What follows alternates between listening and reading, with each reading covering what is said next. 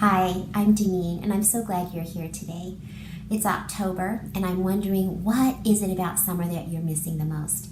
You don't have to be a teacher to be missing summer. Parents, students, all of our rhythms change once school starts. And I'd sure love to know what it is that you're missing most. For me, it's gardening and exercising every day. I just miss those two activities so much. I got to go out in the garden and get my fingernails a little bit dirty today just for about an hour, and it just felt so good. And what a mess our yard is in. It's terrible. I can't wait to have some good weekend time to clean it all up. It was the early 2000s that wonderful Stanley took me to my very first math convention. It was the NCTM, National Council of Teachers of Mathematics in Anaheim, California. And all of our friends made fun of us because we were going on our very first trip away from our sweet little girls. And where were we going on this big trip? A math convention. They called us math nerds, and I guess that's exactly what we are. It's where I first met the boxcar and one-eyed jack people. I've shared many games and activities over these last 3 years that they have taught me, but I've never taught you the very first game that I learned, and probably still my favorite. It's called Sums of 10, and I've been playing it all these years, and we all know how important the tens are. It's essential for math sense, for number sense. But this year I've added something to it because I've just learned about the beaded number line.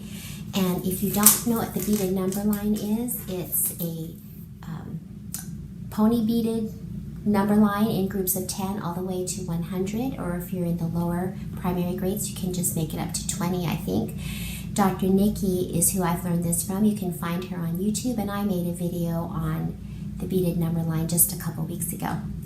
But here's how you play. You need some number cards, and you can use any number cards. I love the boxcar one-eyed jack cards because they're little, they don't take up much room, and there are no face cards. The 10s, 11s, and 12s actually have that number on them.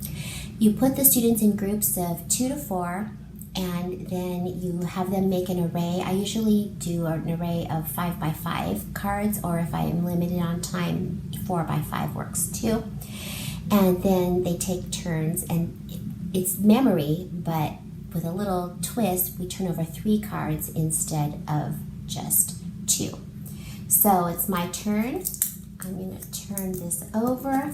1, 2, 3, and oh, well, I wasn't expecting that because I didn't intentionally lay any cards down. But I have a sum of 10 right here. And so I'm going to pull all my cards off and put that in my win pile. And then there's a common pile of cards that then I would replace all those cards until the cards are all used up. And then it would be your turn to play. And if you turn over a 10, then that automatically, you get to put that in your win pile. And then if you catch any other sums of 10, that would go too. And the boxcar is so fun because if you have a 7, let's say, well, let's see, what do I have here? I have a 6, and I would be turning over, I would turn that boxcar into a 4. So here is how I have added this year. And I really do encourage the students, I really press them when they turn over that first card to start thinking, what do I need? And Mia has really cemented this for me. She'll turn over a 6, and then she'll say, oh, I'm looking for a 4. Oh, I hope I find a 4. And so I'm trying to teach my students to all do that. But here's where we're using our beaded number line. Let's say I turn over a 6. So I'll get my 6, and then I'll see how many do I need. Oh, I need a 4. So you're reinforcing those sums of 10. And so we play with our beaded number line.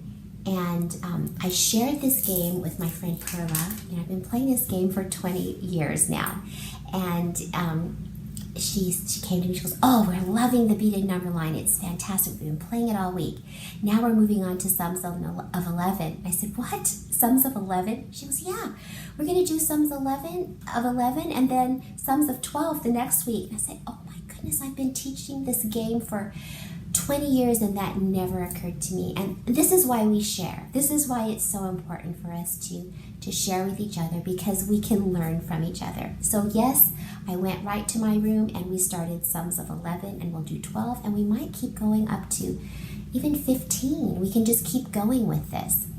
And when you play sums of 10, you remove the 11 and 12 card. Replay sums of 11, you would remove the 12 card. You might even want to remove the 11 card so that they're working on more add-ins than just looking for that number 11.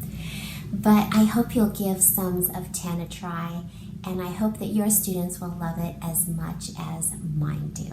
I'll see you next week.